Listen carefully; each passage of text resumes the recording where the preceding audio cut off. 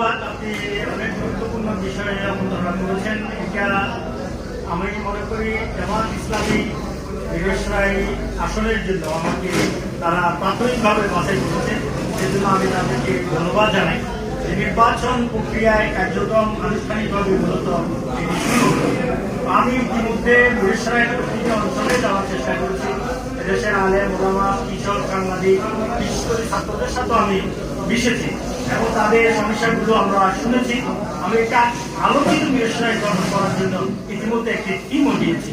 আপনারা জানেন, এই আলোকিত মিরসরাই গঠন করতে হলে আমি মিরসরাইয়ের মানুষদেরকে আরো আধুনিক এবং যোগ্য হিসাবে আমি গঠন করতে চাই।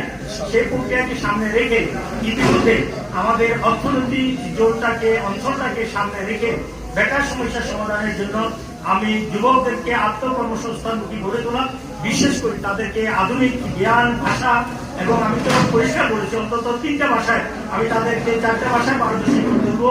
সেখানে ইংরেজি থাকবে, চায়না ভাষা থাকবে, জাপানিজ ভাষা থাকবে এবং আরবি থাকবে। আশা করা যাচ্ছে যে 4টা ভাষায় যদি মিরসরাইয়ের ইয়ং পিপল সমৃদ্ধ হয়ে যায় তাহলে বাংলাদেশ তারা নেতৃত্ব দিতে পারবে, শুধু মিরসরাই না।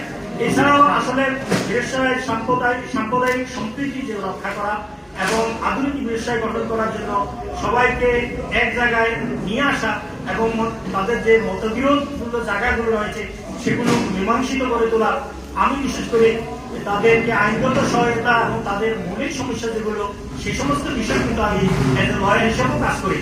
তো আমি চাচ্ছি এখানে পারিবারিক বিশৃঙ্খলও আছে অনেকে, সেগুলোতেও ইতিমধ্যে আমার হাত রয়েছে। তো আমি আশা করছি এই বিশৃঙ্খলাগুলো আমি একের পর এক আইনি এবং ব্যক্তিগত উদ্যোগের যে সমাধানের রাস্তায় নিয়ে যাচ্ছি। আমি আশা করছি যে নির্বাচন সামনে সেটা বড় কথা নয়, নির্বাচনকে সামনে রেখেই মিরসরাই কিন্তু আরো সমৃদ্ধ হয়ে যাবে।